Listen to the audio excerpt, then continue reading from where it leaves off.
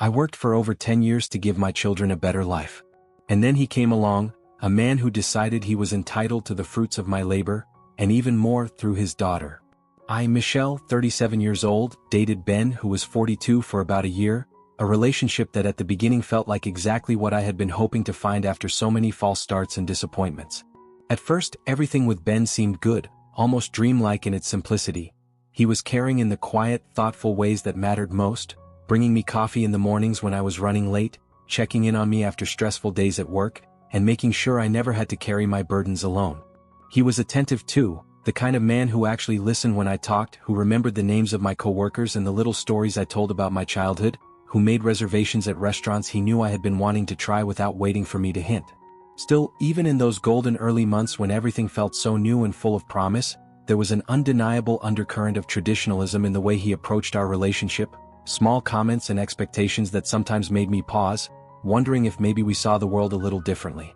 But in the haze of new love, those moments seemed small enough to ignore, and so I did, choosing instead to believe that what we were building together was stronger than a few outdated ideas. This year, my life finally began to take off in ways that felt both exhilarating and hard-earned, with my career gaining momentum after years of slow, steady effort, my finances finally moving from barely scraping by to a place of real, tangible security, and personal achievements stacking up in a way that made me feel proud for the first time in a long time.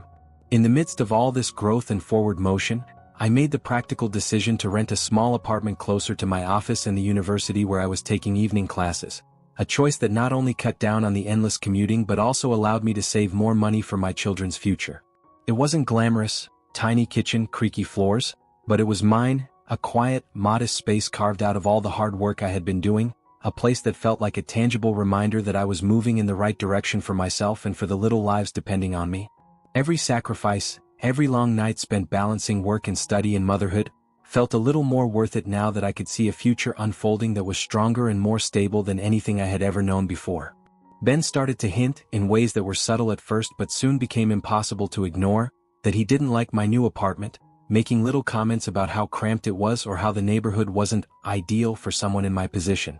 He would mention how much nicer it would be if I had a bigger place, something more impressive, something more fitting for the kind of success he claimed to want for both of us. Before long, those hints turned into a suggestion, framed like it was the most natural next step in our relationship. He proposed that we move into a more expensive house, one much closer to his daughter's private school, a house that would conveniently elevate his lifestyle without him needing to change a thing. The catch, of course, was that he expected me to cover the majority of the costs, brushing it off casually as fair, since according to him, I was the one with the momentum now. It wasn't framed as a request or even a compromise, it was a solution presented as obvious, a way for him to benefit from the life I had fought so hard to build, while I was left to shoulder the weight of making it happen.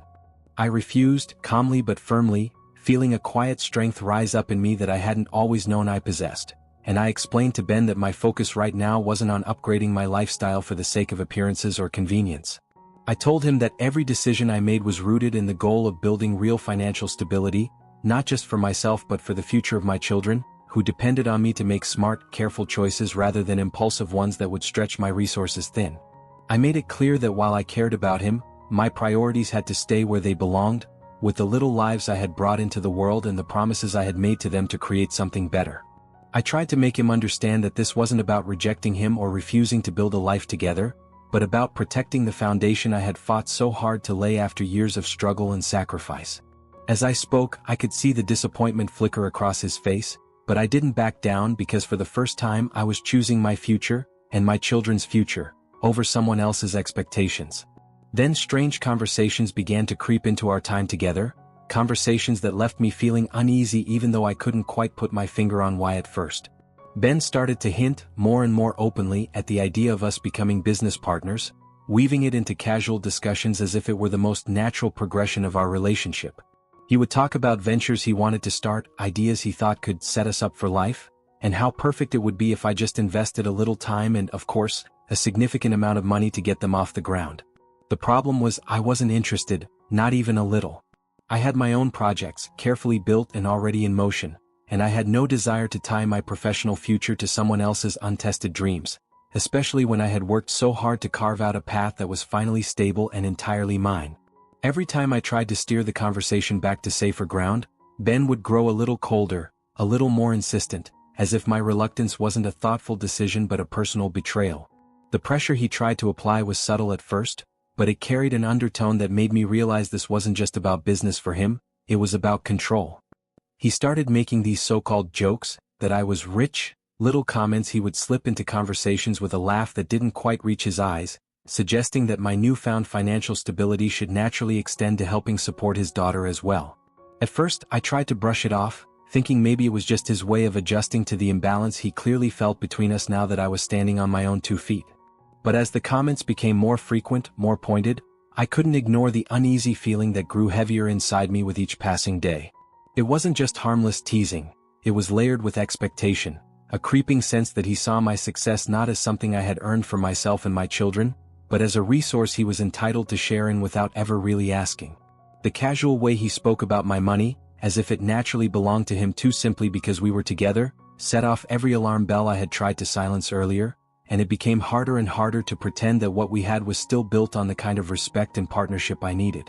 I always treated his daughter Lily with kindness and respect, doing my best to make her feel welcome whenever she was around, never letting the complicated dynamics between Ben and me spill over into the way I interacted with her. I gave her thoughtful gifts on holidays and birthdays, nothing extravagant but always something that showed I paid attention to her interests, and I even involved her in small, simple tasks at my office when she wanted to feel grown up and useful, trying to build a connection that was sincere without overstepping boundaries that weren't mine to cross.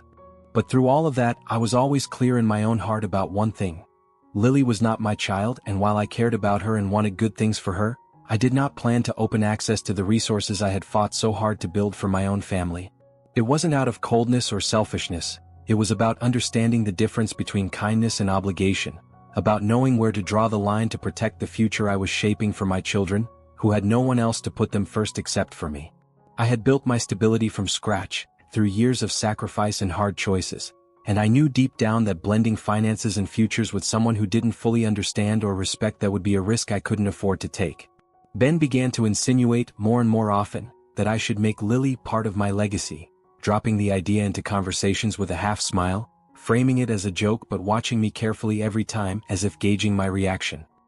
He would say it lightly, laughing as if it were nothing serious, but the way he said it, the way he kept returning to the idea, made it painfully clear that he meant every word. It wasn't just a harmless thought thrown into the air, it was a calculated suggestion dressed up in humor, a way to introduce the expectation that someday, everything I was building, my savings, my business, my future, should stretch far enough to include not just my children but his daughter as well. I felt a deep chill every time he said it, a gut-level warning that he didn't see the boundaries I had tried so carefully to maintain, that he believed love or partnership somehow gave him and his family a claim on what I had bled for. No matter how sweetly or jokingly he said it, I knew in my bones that it was the truth he was too cowardly to admit outright. I tried to have an honest conversation with Ben about boundaries, choosing my words carefully, hoping that if I approached it with enough patience and clarity, he would understand that protecting my children's future and the life I had built wasn't an act of selfishness, but a responsibility I couldn't take lightly. I told him that while I cared about Lily and wanted to support her in ways that made sense within the relationship,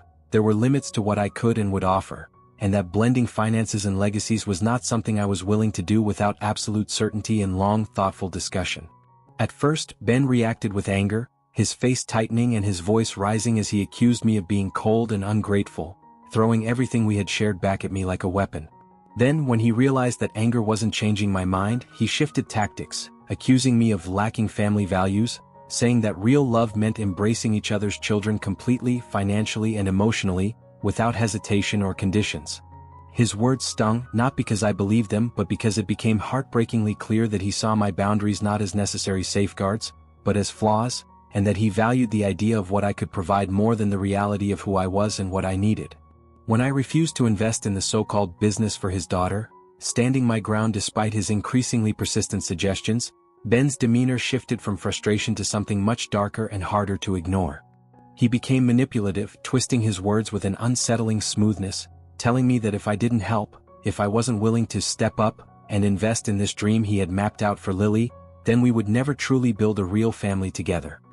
He said it with a calmness that masked the threat underneath, framing it as a simple truth rather than the emotional ultimatum it clearly was, leaving me sitting there stunned by how quickly love had turned into a bargaining chip. It wasn't about dreams or partnership or the future we had once talked about. It was about control, about making me feel that my worth in his life was directly tied to what I was willing to give, not who I was. Every instinct inside me screamed that this wasn't love, not the kind I deserved or the kind I had fought so hard to find, and with every manipulative word he spoke, the choice ahead of me became clearer and more unavoidable. I paused to think, needing time and space to step back from the whirlwind of guilt and pressure that Ben had been trying to wrap around me, determined to make sure that any decision I made came from clarity and not from fear. During that time, Ben started posting cryptic and passive-aggressive messages online, long self-pitying rants about cheating, betrayal, and the supposed anger of a partner who would not stand by him through hard times, clearly aimed at me without ever saying my name.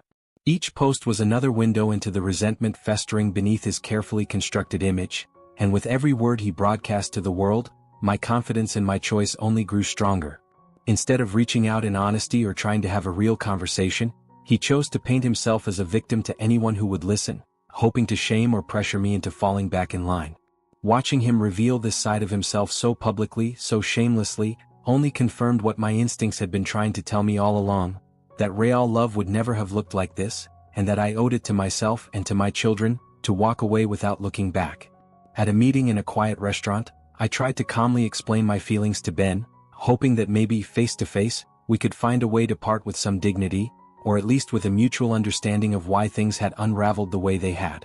I spoke slowly, choosing my words with care, wanting to be fair even though so much inside me was still raw and hurting. But Ben would not let me finish a single thought without interruption, cutting me off every 5 seconds with denials, accusations, and dismissive waves of his hand, as if my experiences and boundaries were nothing more than obstacles to his version of the story. As I tried again and again to explain how I had felt manipulated, how his expectations had crossed lines I could not allow, he grew more agitated, more defensive, until the conversation stopped pretending to be a dialogue at all. Eventually, the calm broke completely, and he resorted to insults, sharp and ugly, aimed not just at my decisions but at my character, at my past, at everything he knew might still be a tender bruise. Sitting there in that restaurant, the taste of bitterness rising in my throat, I realized that there was no salvaging anything from this wreckage, no possibility of understanding or respect. All that was left to do was walk away for good, knowing that whatever love I had once felt had been buried under the truth of who he really was. When I finally announced the breakup, saying the words as clearly and firmly as I could despite the tension boiling between us, Ben immediately shifted into playing the victim, his entire demeanor transforming into a dramatic display of wounded pride and false betrayal. He threw a few rude, cutting words in my direction, lashing out with the kind of spite that made it clear he had never really loved me in the way he claimed, only loved what he thought he could gain from being with me. Without waiting for any response, without even glancing back, he stormed out of the restaurant, leaving me sitting there alone, stunned by the childishness of it all, and of course, leaving me to pay the bill he had racked up so carelessly during our failed conversation. It was a fitting final act, really, a last selfish gesture from a man who had spent months showing me in 100 different ways that he was never capable of being the partner I needed or deserved. As I pulled out my wallet and settled the check, I realized I didn't feel sad anymore. I felt free. I locked him out of the apartment that very night, not out of spite or revenge, but purely for my own safety and peace of mind, and the next morning, I had the locks changed to ensure that there was no chance he could wander back into the life I was finally reclaiming. Unsurprisingly, Ben didn't take it quietly. He turned to our mutual friends, spinning his version of the story, painting himself as the wounded party who had been so cruelly abandoned after giving his heart so completely. But what he didn't expect was that most of them took my side without hesitation, having seen the imbalance in our relationship long before I was ready to admit it to myself.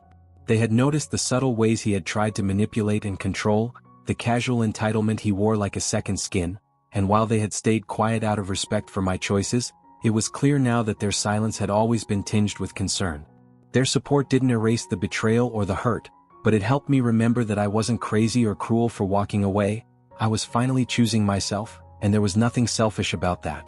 I will never let anyone take advantage of me or my success again, no matter how sweet their words or how carefully they disguise their intentions, because this experience taught me in the harshest possible way that real love never demands you to sacrifice your stability, your peace, or your future to satisfy someone else's sense of entitlement. It was a bitter lesson, one that cut deeper than I ever expected, but I am genuinely grateful that I lived it and came out stronger on the other side, because it forced me to confront the ways I had once ignored my own instincts just to keep the peace. Now, I understand with unwavering clarity that my boundaries are not up for negotiation, that protecting my hard-earned life and my children's future is not selfish. It is necessary, it is right, and it is non-negotiable. I look at the life I am rebuilding, the one filled with my own choices, my own work, my own sacrifices, and I feel a fierce pride knowing that I am shaping something real and lasting, not just for myself but for the people who truly deserve my love and loyalty.